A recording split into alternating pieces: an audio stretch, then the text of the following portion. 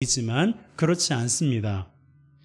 말이 얼마나 중요한지 여러분 잘 알고 계시잖아요. 우리 속담에도 말 한마디로 천냥빚을 갚는다라는 말이 있을 정도로 말은 굉장히 중요한 것입니다. 그런데 중요한 것은 말이 중요한 것이기는 하지만 말만 해서는 안 된다는 거죠. 오늘 본문이 그런 뜻이에요. 모든 수고라는 말과 연결시켜서 하반절을 보면 수고하지 않고 말만 하면 궁핍해진다라는 뜻이에요. 공부하는 수고를 하지 않고 공부해야지 라고 말만 하면 지식을 얻을 수 없습니다. 좋은 성적을 얻을 수가 없어요.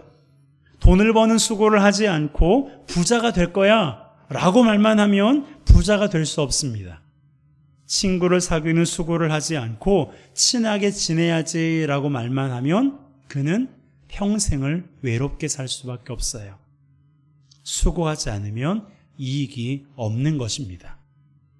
이익이 없을 뿐만 아니라 가난해지게 된다고 말씀하고 있어요. 그러기에 우리는 수고를 해야 돼요. 우리는 수고를 해야 돼요.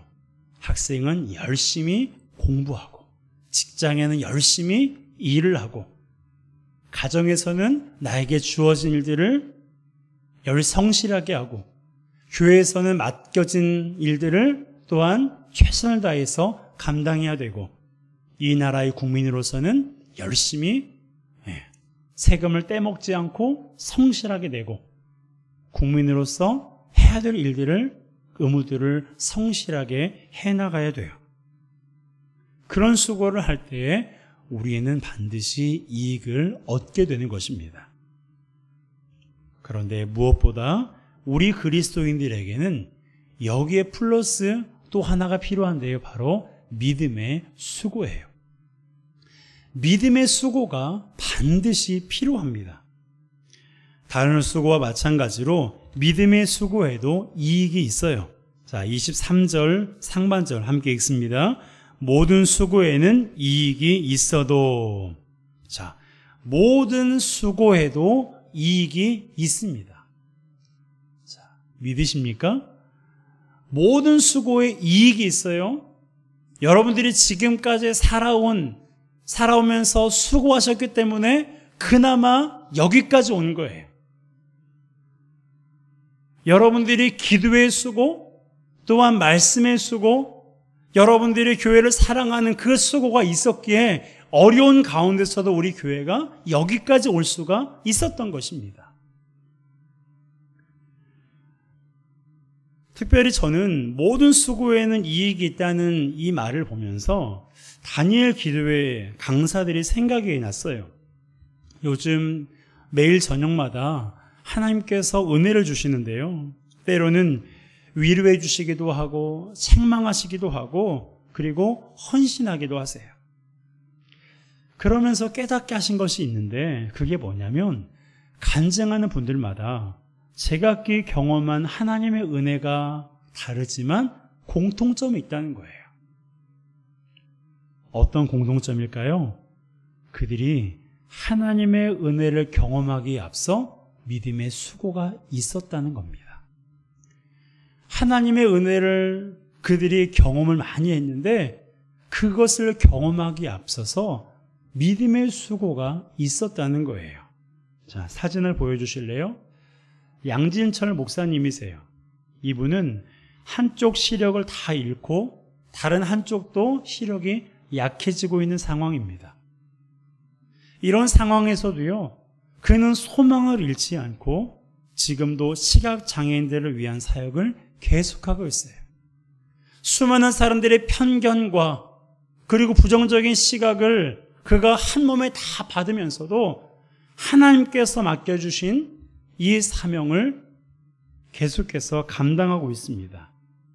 또한 서진교 목사님인데요. 서진교 목사님은 장애인의 자립을 돕는 구딜스토어에서 사역을 하셨는데 3살 된 딸이 뇌전증과 발달 장애 진단을 받았어요. 그리고 지난달에는 자폐 진단까지 받았다고 합니다. 목사님이 그런 말씀을 하셨어요. 장애인 사역의 사명으로 부름받았는데 이제 당사자가 된 거라고요. 며칠 동안 너무너무 힘드셨대요. 하지만 하나님께서 그 마음에 평안을 주셨고 지금도 장애인 사역을 계속하고 있습니다. 그리고 또 한 분을 여러분들에게 소개하고 싶은데요. 다니엘 기도의 6일차 사랑의 헌금에 소개된 장현주 사모님이세요. 25살에 말단 비대증 진단을 받고 뇌종양 수술을 받았을 때에도, 유방암 수술을 받고 항암 치료를 했을 때에도 웃음을 잃지 않았대요. 그런데 2019년 폐암 진단을 받았을 때에는 그럴 수가 없었다고 합니다. 그때 마음으로, 속으로 딱 한 번 하나님을 원망했대요. 하나님, 자기한테 너무 하시는 것 아니냐고. 이것도 모자라서 폐암까지 왜 자기한테 너무 하시지 않느냐라며 하나님을 단 한 번 마음으로 원망했다고 합니다. 하지만 하나님을 원망한 순간 하나님과의 관계가 단절된 것 같은 생각이 들어서 즉시 회개하고 그 후로부터는 단 한 번, 한순간도 찬양이 끊어지지 않았다고 해요. 그렇다고 해서 그의 병이 나았느냐? 그렇지 않아요. 2022년에는 유방암 중에서도 악성 유방암이 재발해서 폐, 림프, 임파선에 전이되었다고 해요. 이 정도 되면 신앙이고 뭐고 다 내팽겼을 것 같은데 장현주 사모님은 이렇게 고백했어요. 하나님이 나의 병을 고치지 아니하실지라도 내 삶을 다해서 하나님께 기쁨을 드리고 싶다고. 여러분, 이분들은 절망적인 상황에서도 믿음을 놓지 않았어요. 아니, 놓치지 않았을 뿐만 아니라 믿음을 굳게 지켰고 하나님을 찬송했습니다. 여러분, 이것이 믿음의 수고예요. 삶의 문제와 위기 앞에서도 하나님을 향한 믿음으로 사는 것, 그것이 믿음의 수고입니다. 그런데 모든 수고에 이익이 있다고 말씀하셨잖아요. 믿음의 수고를 하는 사람들에게도 이익이 있습니다. 어떤 이익이 있을까요? 믿음의 수고를 하고 있는 양진철 목사님, 서진교 목사님, 그리고 장현주 사모님께 어떤 이익이 있다고 여러분은 생각하세요? 양 목사님의 눈이 회복이 된다거나, 서 목사님의 딸이 건강해진다거나, 장 사모님의 병이 고침받는 것이 이익입니까? 네, 그렇게 되는 것도 이익이에요. 실제로 그렇게 되는 분도 계세요.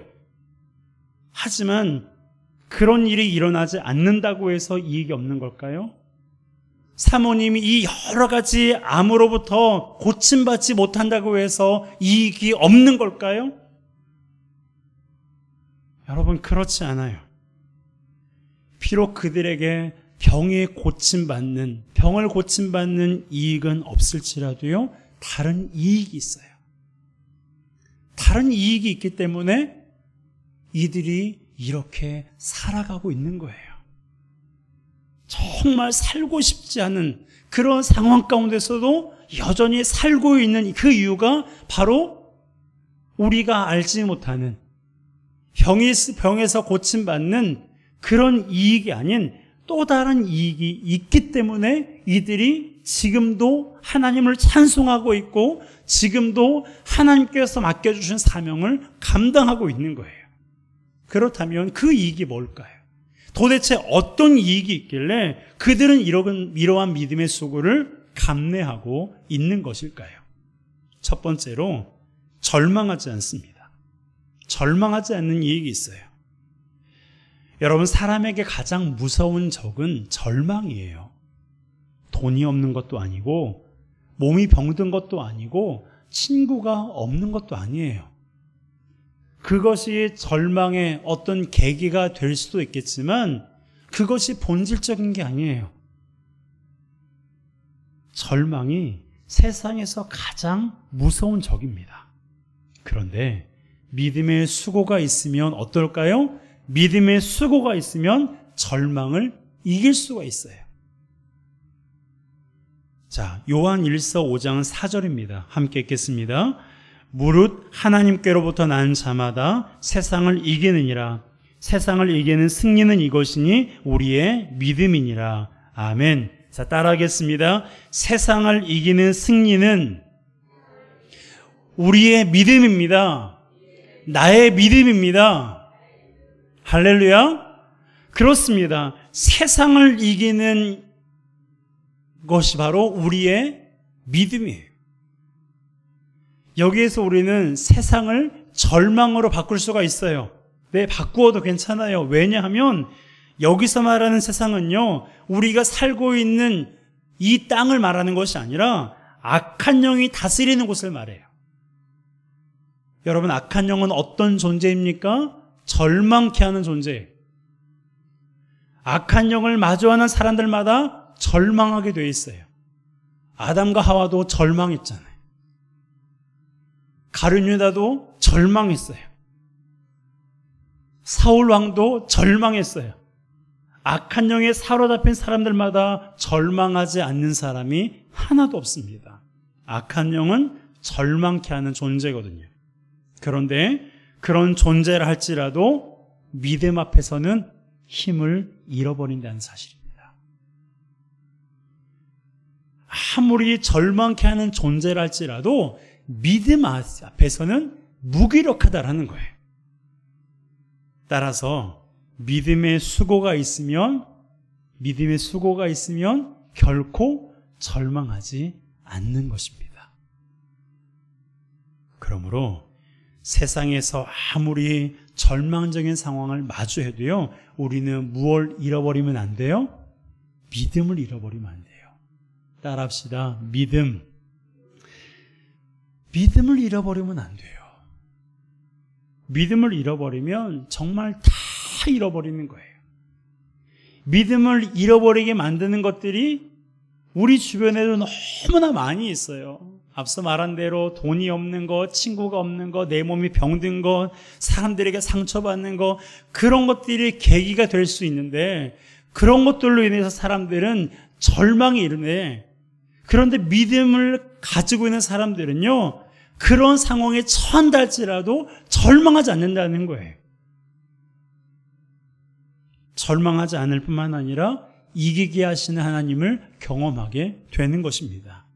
그러므로 천지 만물을 지으시고 주관하시는 하나님 아버지, 그분을 믿는 믿음에서 굳게 서 있는 우리 모두가 되시기를 주님의 이름으로 축복합니다. 두 번째로, 믿음의 수고를 하면 어떤 이익이 있을까요? 하나님께 더 가까이 가게 됩니다. 모세는 애굽에서 종살이를 하던 이스라엘 백성들을 건져내어 가나안으로 인도하던 사람입니다. 하지만 그는 가나안으로 가는 과정에서 사람들에게 원망을 받기도 하고 위협을 당하기도 했어요. 사람들이 광야에서 어려움을 당할 때마다 그 탓을 모세에게 돌렸기 때문입니다. 하지만 모세는 그 과정을 묵묵히 견뎠고 하나님께서 맡겨주신 일을 충성스럽게 해나갔어요. 결코 쉽지 않은 일이었지만 하나님께서 맡겨주신 일이기에 포기하지 않고 나아갔던 것입니다. 그 결과 어떻게 되었을까요? 하나님과 친밀해졌어요. 마치 친구와 이야기하듯이 하나님이 모세와 대면하여 말씀하시기까지 했습니다. 자, 출애굽기 33장 11절입니다. 함께 읽습니다. 사람이 자기의 친구와 이야기함 같이 여호와께서는 모세와 대면하여 말씀하시며, 하나님께서 모세와 어떻게 말씀하셨다고요? 대면하여 말씀하셨어요. 대면하여 말씀하셨습니다. 물론 대면했다고 하니까 하나님의 얼굴을 모세가 보고 얘기했느냐, 그런 건 아닙니다. 인간은 하나님의 얼굴을 볼 수가 없습니다. 천국에서만 볼 수 있어요.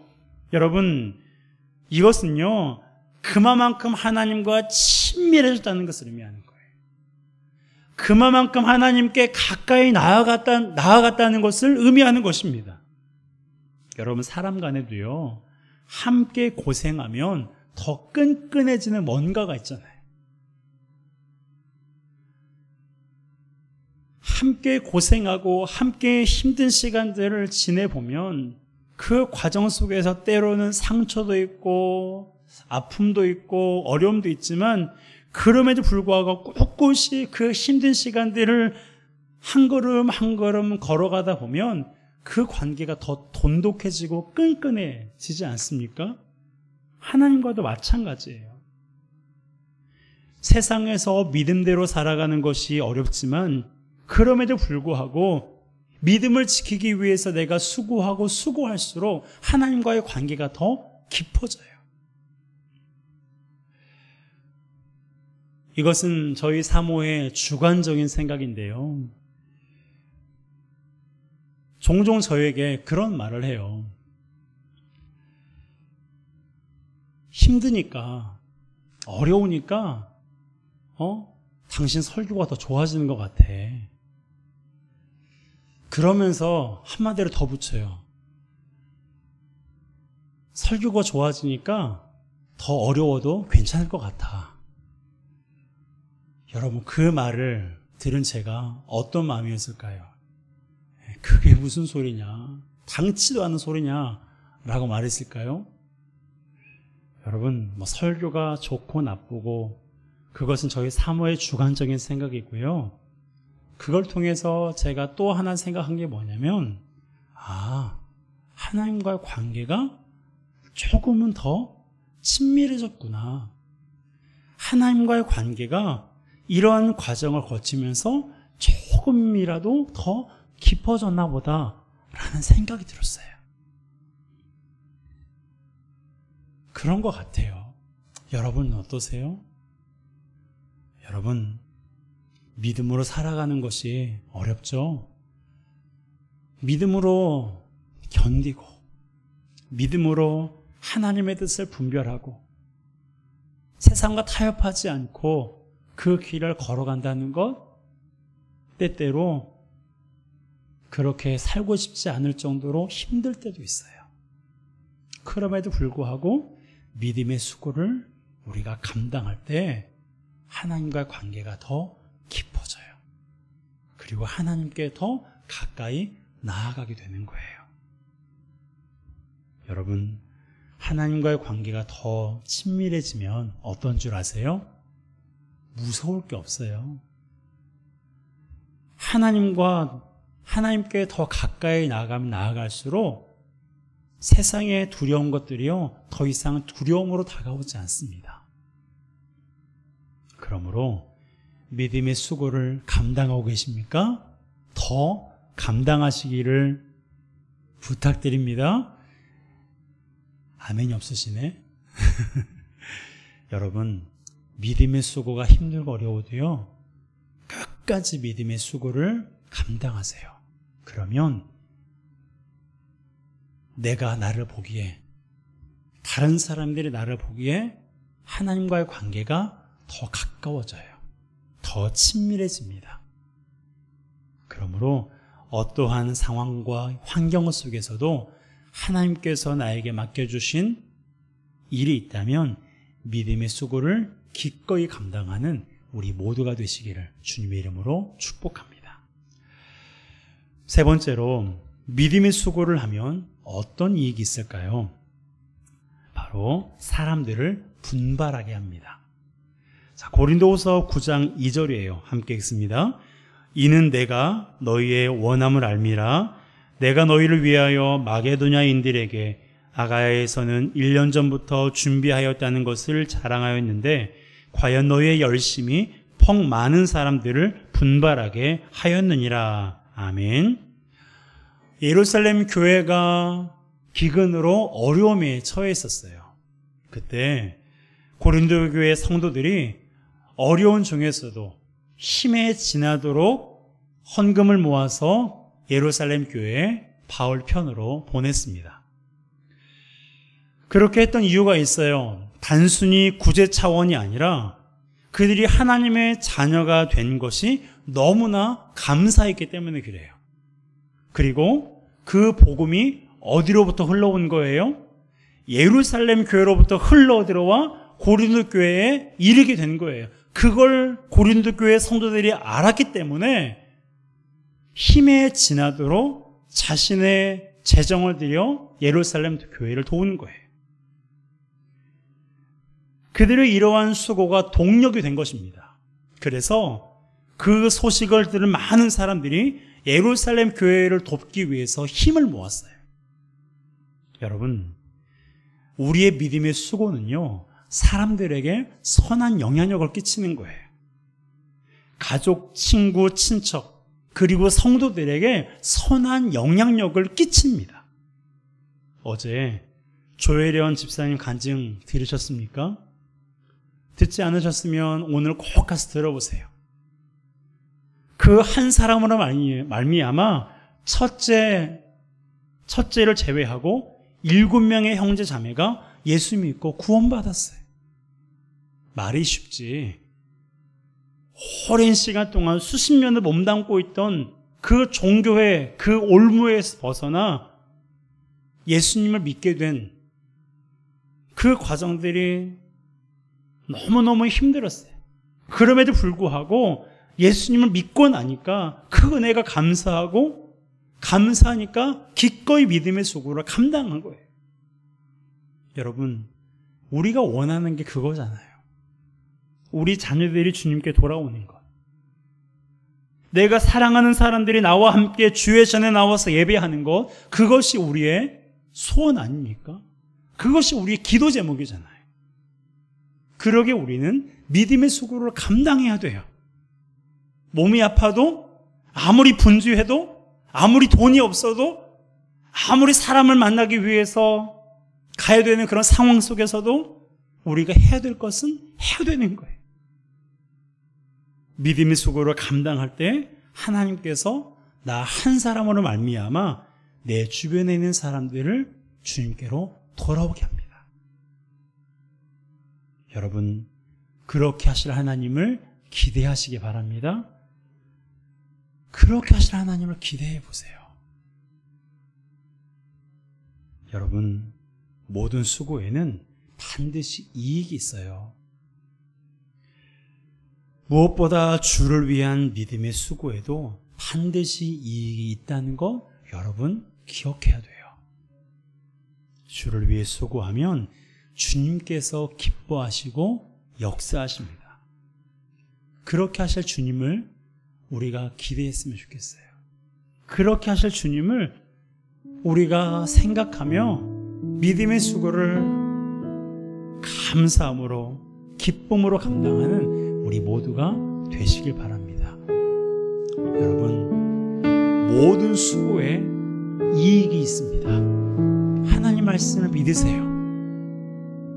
믿음의 수고에도 이익이 있습니다. 절망하지 않는 이익, 하나님께 더 가까이 나아가는 이익, 내 주변의 사람들을 분발하게 만드는 이익. 여러분, 내가 생각하고 내가 기대하던 그런 이익이 아니어도 괜찮아요. 하나님께서 나의 믿음의 수고를 보시고 나를 통해서 하고자 하시는 그런 이익이 있으면 우리는 그를 위해서도 믿음의 수고를 기꺼이 감당해야 됩니다. 그러기에 지금 부를 찬양인데요, 아무도 예배하지 않는 곳에서 예배해야 됩니다. 아무도 찬양하지 않는 곳에서 주님을 찬양해야 돼요. 여러분, 아멘으로 고백해 볼까요? 아무도 예배하지 않는 곳에서 예배하시기 바랍니다. 아무도 찬양하지 않는 곳에서 주님을 찬양하시기 바랍니다. 아무도 헌신하지 않는 곳에서 주님께 헌신하시기 바랍니다. 아무도 증거하지 않는 그곳에서 주님을 증거하시기 바랍니다. 이것이 우리가 감당해야 될 믿음의 수고예요. 그리고 여러분, 각자에게 맡겨주신 믿음의 수고를 내 안에 계신 성령 하나님을 의지해서 감당하세요. 억지로 말고 기쁨으로 감사함으로 감당하세요. 하나님이 반드시 유익해 하시고 우리의 삶 가운데 선한 것들을 채워주실 것입니다. 그렇게 하실 주님을 기대하며 이 찬양으로 하나님 앞에 우리의 믿음을 고백하며 나아가겠습니다. 아무도 예배하지 않는 그곳에